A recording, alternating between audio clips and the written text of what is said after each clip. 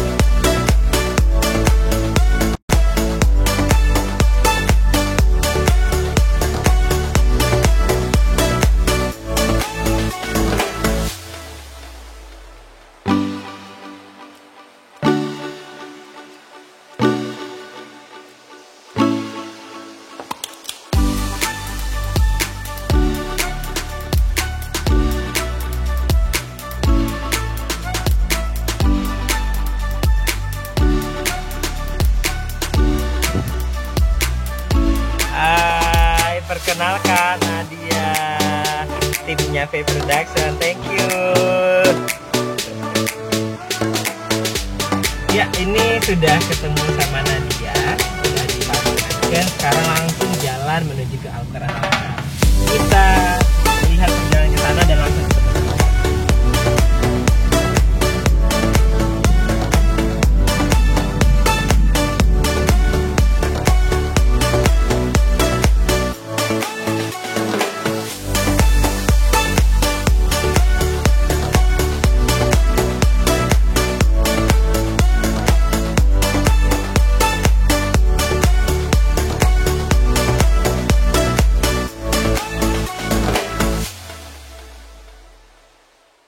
Hai, kita sudah berada di Jembatan Musi 2. Ini kalau kata lain dari Jembatan Ampera itu adalah Musi 1. Nah, ini Musi 2, jembatan yang menghubungkan Palembang seberang Ulu dan seberang Ilir yang kedua kali. Ini jadi ini juga jembatan yang sangat terkenal sekali di Palembang. Nah, kita lewat bawah, kita ke samping ke bawah karena kita mau ke daerah Gandus. Jadi Al-Quran Al-Akbar itu juga berada di pinggiran dari kota Palembang, namanya di daerah Gandus. Kita ke belakang, ke sebelah kanan. Oke, jadi ini pinggiran Sungai Musi nih.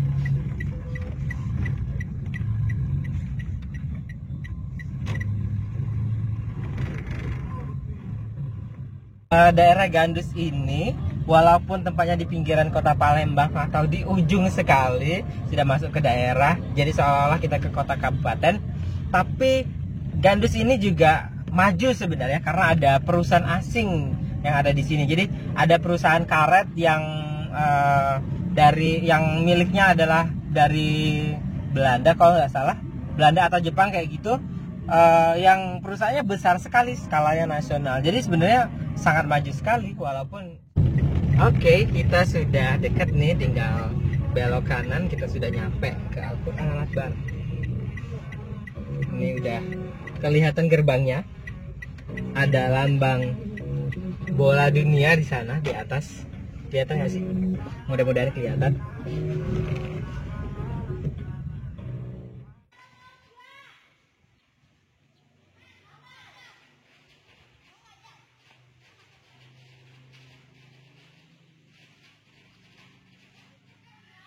mulai.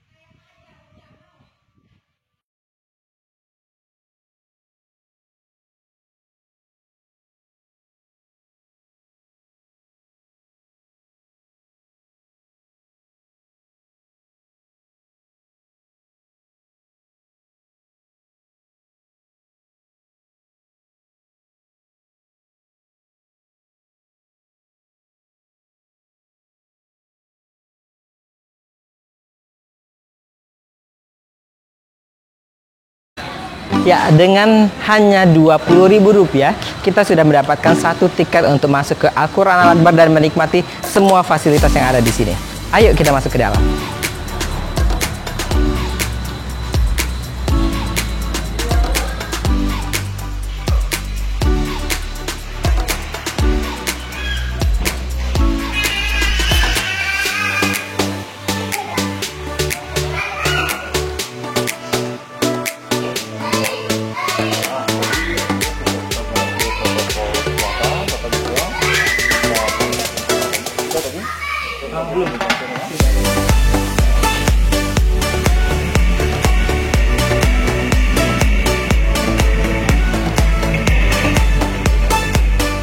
Di Al-Quran Al-Akbar ini kita diwajibkan untuk menutup aurat. Nah, karena saya pakaiannya celananya tidak menutup aurat, saya harus menggunakan sarung seperti ini.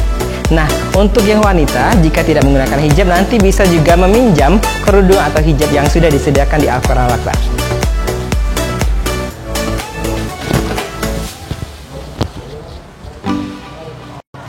Ya, seperti ini. Kita sudah siap untuk berkeliling ke Al-Quran Al-Akbar. Ayo.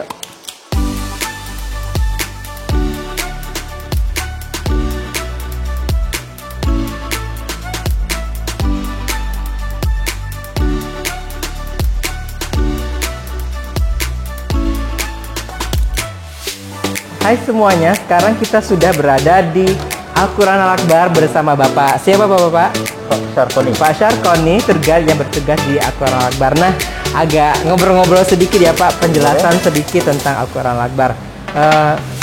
Al-Quran Al-Akbar ini kan menjadi fenomenal Pak. Kemarin sempat ramai sekali, ribuan orang hadir dalam setiap harinya ke Al-Quran Al-Akbar. Sejarahnya Pak, bagaimana Pak? Kapan berdirinya Al-Quran Al-Akbar ini? Al-Quran ini dibuat dari tahun 2002 sampai 2009. Tepatnya pembuatannya di Lorong Budiman, Tangga Buntung, daerah 35 Ilir, Palembang, Sumatera Selatan. Oke, pembuatan pertama kalinya di Tangga Buntung, ya Pak? Oke. Terus resminya berada di sini, pindah di sini itu kapan Pak? Kalau diresmikan itu Pak ya, tepatnya tanggal 30 Januari tahun 2012, langsung ditandatangani oleh Pak SBY. Ini ada prasaktinya atau tubuhnya beserta 51 anggota parlemen Islam sedunia. Waktu itu di Palembang, Sumatera Selatan sebagai tuan rumahnya. Oke, berarti tepat pada saat peresmiannya Bapak Presiden yang menjadi Presiden Republik Indonesia saat itu meresmikan Al-Quran Al-Akbar. Hebat sekali, dan juga disaksikan oleh perwakilan-perwakilan dari negara-negara Islam di seluruh dunia yang sedang ada acara di sini. Ya. Kalau tidak salah Islamic Solidarity Games namanya ya Pak ya. Oke. Cerita sedikit Pak, sejarahnya bagaimana sih Pak? Apakah langsung diukir semuanya? Langsung semuanya full 30 juz atau belum, atau sekarang masih hanya beberapa ayat saja? Jadi alhamdulillah Al-Quran di sini sudah selesai 30 juz. Ya. Dari 30 juz ini berjumlah 315 keping kayu, semuanya terbuat dari kayu hitam betul. Oke, asli dari kayu semuanya. Ya betul. Itu yang membuat Al-Quran Al-Akbar unik satu-satunya di dunia. Di dunia. Ya. Besar dan ukiran tangan khas Palembang, dan ukiran kayu benar-benar seluruhnya ukiran kayu. Tidak ada, hanya satu-satunya di dunia, hanya di Palembang, Al-Quran Al-Akbar. Betul. Oke. Yang memprakarsai adanya Al-Quran Al-Akbar ini siapa Pak? Nah, yang memprakarsai ini Al-Quran Al-Akbar ini adalah Ustadz Haji Sopatila. Tapi awal beliau mendapatkan ide atau gagasan untuk membuat Al-Quran ini, ketika itu Ustadz Sopatila ini membuat kaligrafi atau ornamen di dalam Masjid Agung Palembang. Oh, Masjid Agung Palembang tadinya awalnya. Nah, terus waktu itu beliau ini kan kecapean. Jadi istirahatlah di dalam Masjid Agung itu, tepatnya di bulan suci Ramadan. Oke. Kurang pertengahan lah. Ya. Nah, dalam kecapean itu beliau tertidur. Dalam tidur inilah beliau mendapat petunjuk untuk membuat Al-Quran Al-Akbar ini. Oh, oke. Saat itu terbesit bahwa harusnya kita membuat Al-Quran Al-Akbar yang diukir dari ukiran kayu khas Palembang. Betul. Oke, terima kasih. Kita lanjut lagi, Pak. Saat itu kan Bapak Sofatillah menyatakan bahwa harusnya kita membuat ini. Betul. Seperti ini. Dan rasanya tidak akan mungkin sekali kalau Bapak Sofatillah mau kuirnya sendiri dan segala macam. Ya. Nah, sejarahnya Pak, berapa orang sih yang menyelesaikan semuanya ini Al-Quran Al-Akbar ini? Ya, jadi kalau untuk pengerjaan sendiri itu mustahil. Ya. Tapi Ustaz Sofatillah juga dibantu oleh teman-temannya untuk membuat Al-Quran ini. Salah satunya ada bagian penulisan, tapi kalau penulis ini langsung dikerjakan oleh beliau sendiri. Ada juga bagian pemahatan. Jadi lebih kurang timnya ini hampir 30 orangan. 30 orang. Oke. Iya, Al-Quran adalah bukan hanya tulisan Arab, tapi memang harus asli original. Nah, kalau ada yang mau bertanya, apakah kita bisa yakin bahwa Al-Quran Al-Akbar ini asli tulisan yang sama persis dengan Al-Quran? Ya. Ya. Jadi Al-Quran ini betul asli sama dengan Al-Quran pada umumnya kita pakai di Indonesia. Tapi di sini kita memakai Mushaf Utsmani atau orang populer Al-Quran Pojok. Jadi satu lembar keping ini berjumlah 30 baris, di muka depannya 15 baris, di belakangnya 15 baris. Jadi satu lembar keping Al-Quran di sini sama dengan seperti Al-Quran pada umumnya kita pakai. Tapi saya bilang tadi kita memakai Mushaf Utsmani atau Al-Quran Pojok. Oke, jadi sudah dipastikan sama persis dulu Pak ya? Ya, betul. Bukan cuma asal diukir, bukan. asal contoh, tapi sudah dipastikan bahwa Al-Quran Al-Akbar ini sama persis asli dengan Al-Quran yang kita gunakan umat Islam di seluruh dunia. Betul. Baik, terima kasih Bapak atas obrol-obrolannya. Kita mau lihat-lihat keliling-keliling sebentar untuk menikmati indahnya Al-Quran Al-Akbar yang ada di Palembang ini. Dan ya, kita juga bisa menantikan teman-teman semuanya yang belum ke Al-Quran Al-Akbar atau kemarin sudah ke Al-Quran Al-Akbar, tapi karena COVID-19 kita bisa sampaikan juga bahwa Al-Quran Al-Akbar sekarang sudah beroperasi secara normal. Jadi silahkan datang berwisata, datang ke sini ke Al-Quran Al-Akbar di Gandus. Terima kasih banyak Bapak atas bantuannya, atas penjelasannya. Nanti kita keliling-keliling, kita lihat-lihat situasi di Al-Quran Al-Akbar terupdate saat ini. Terima kasih banyak Bapak. Lihatlah indah dan megahnya Al-Quran Al-Akbar.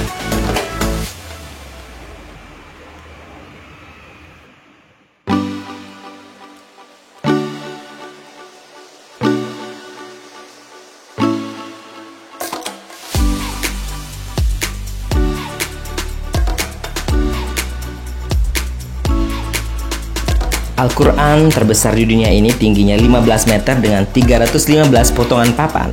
Terdiri dari 630 halaman, ukurannya 177 kali 140 cm. Waduh, besar sekali ya. Ya, beginilah kondisi di Al-Quran Al-Akbar. Sekarang saya tepat berada di surat Al-Fatihah, surat yang pertama kita baca ketika kita membaca Al-Quran.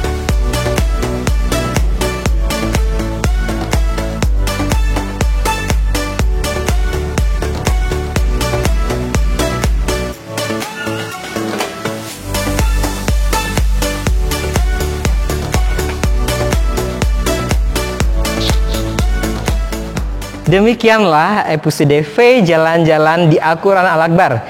Jangan lupa subscribe V Productions, like, share, dan komen. Kita ketemu lagi di episode V Jalan-Jalan selanjutnya. Terima kasih. Wassalamualaikum warahmatullahi wabarakatuh.